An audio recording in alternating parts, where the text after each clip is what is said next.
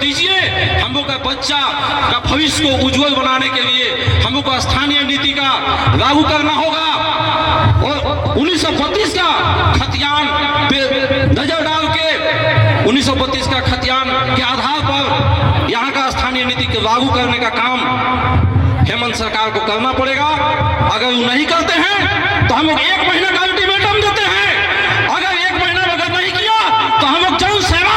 पूरा झारखंड में इस आंदोलन को बढ़ा देंगे और जितने भी माताएं क्रांतिकारी आंदोलन के जितने भी क्रांतिकारी आंदोलन भाई बंधु माताएं सभी लोग को आज प्रण लेके जाना होगा कि अगर आवश्यकता पड़े तो पूरा झारखंड राजधानी को घेरने का काम करेंगे। इन्हीं चंद शब्दों के साथ मैं अपना वाणी को विराम देता हूँ। जय झारखंड, जय झारखंड, कैसे लिया झारखंड, लड़के लिए झारखंड, कैसे लिया झारखंड, लड़के लिए झारखंड। संजय लाल भैया कर झारखंड गठन के 21-22 साल होने को है और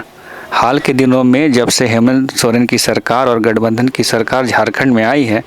लोगों की आकांक्षाएं, खास करके आदिवासी मूलवासियों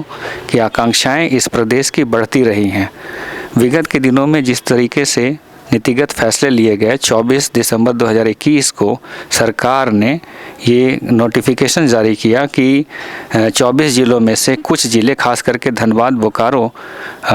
पलामू जैसे ज़िलों में जिस तरीके से भोजपुरी, मगही, मैथिली, अंगिका, इन सारे भाषाओं को नियोजन के लिए लागू किया गया, खास करके इंटर लेवल के नियोजन के लिए लागू किया गया। उसको लेकर अच्छा खासा जनाक्रोश लोगों में था और इसका विरोध शुरू से ही होता रहा और इस विरोध के रूप में हमने देखा कि धनबाद, बोकारो से आवाज़ उठी, युवा सड़कों पर निकले और बच्चे, बुज़ुर्गों ने भी इनका साथ दिया, महिलाएं भी इनके साथ थी और अंततः ये हुआ कि राजनीतिक भूचाल मच गया। तमाम राजनीतिक दल के लोगों ने इस मुद्दे को लेकर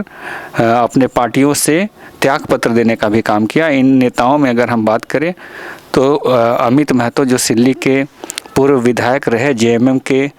कद्दावर नेता रहे और अमित महतो की धर्मपत्नी सीमा देवी जो कि खुद भी विधायक रही सिल्ली से और जेएमएम के विधायक रही, उन्होंने भी त्याग पत्र दिया और कांग्रेस के जो पूर्व शिक्षा मंत्री गीताश्री उरांव रही, उन्होंने भी त्याग पत्र दे दिया और उन्होंने कहा कि माटी की बात पहले होनी चाहिए फिर पार्टी होती है। और इस नीतिगत फैसले जो इन दिनों सरकार को द्वारा लिया जा रहा था उनको लेकर अच्छा खासा उनका विरोध था और उन्होंने त्याग पत्र दिया। अब हम देख रहे हैं कि जिस तरीके से युवा धनबाद, बोकारो में निकले लाखों की संख्या में और जिस तरीके से हम देख सकते हैं कि कोयलांचल में जिस तरीके से इसका विरोध हुआ, चतरा में भी विरोध हुआ और इधर आपके सिंहभूम के तरफ भी जो विरोध हुआ, उसके स्वरूप हम देख सकते हैं कि सरकार दबाव में आई और इन भाषाओं को खास करके धनबाद और बोकारो से वापस लेने का काम किया। लेकिन अब जो है ये मामला तूल पकड़ते जा रहा है और लोग अड़े हुए हैं कि ये तो मात्र आगाज़ था, अभी अंजाम तक इसको पहचाना ज़रूरी है और अब खतियान आधारित स्थानीयता नीति बनाने की बात चल रही है। और इसी क्रम में आज रांची के बूटी मोड़ में हज़ारों लोग सड़कों पर निकले और उनके हाथों में तख्तियाँ थी 1932 के खतियान की, वो मांग कर रहे थे। बच्चे तख्ते लिए हुए थे, उनमें जो है यहाँ के वीर शहीद सपूत जो हुए उनको नमन कर रहे थे, उनकी जय जयकार लगा रहे थे और वक्ताओं ने मंच पर अपने वक्तव्य को रखा, अपने बातों को रखा और बात रखते हुए उन्होंने कहा कि अब जो है खतियान आधारित पहचान उन्हें चाहिए और अगर उनका ये मांग नहीं माना जाता है तो आने वाले समय में वो हज़ारों की संख्या में सड़कों पर निकलेंगे। नेताओं को वो चिता रहे थे कि 1932 के खतियान के नीचे वो नहीं मानने वाले। अब आने वाले वक्त में देखना है कि इसका क्या परिणाम होगा, राजनीतिक दलों में इन सारे आंदोलन का क्या प्रभाव पड़ेगा। सभी राजनीतिक दल के नेता जो लोगों का प्रतिनिधित्व करते हैं उनके जो है उनके ऊपर काफ़ी दबाव होगा और वो चाहते हैं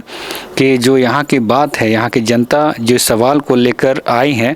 उनका समर्थन भी अब अनेक पार्टी के लोग करने लगे हैं। तो आने वाले वक्त में देखना है कि ये जो आंदोलन एक स्वरूप ले रहा है पूरे झारखंड प्रदेश में, क्या ये अंजाम तक पहुँचेगा और ये अंजाम पहुंचेगा तो किस आधार पर यहाँ की स्थानीयता परिभाषित की जाएगी, या फिर भाषा और जिस तरीके से उद्योग नीति में यहाँ के लोगों की भागीदारी की बात हो रही है, जल जंगल जमीन के अधिकार की बातें भी होती रही है। आने वाले वक्त में देखना है कि किस प्रकार ये अधिकार जो वो मांग कर रहे हैं पूरा करने का काम सरकार करेगी, ये देखना है। अबू अभियान के साथ आप जुड़े हुए रहे। धन्यवाद।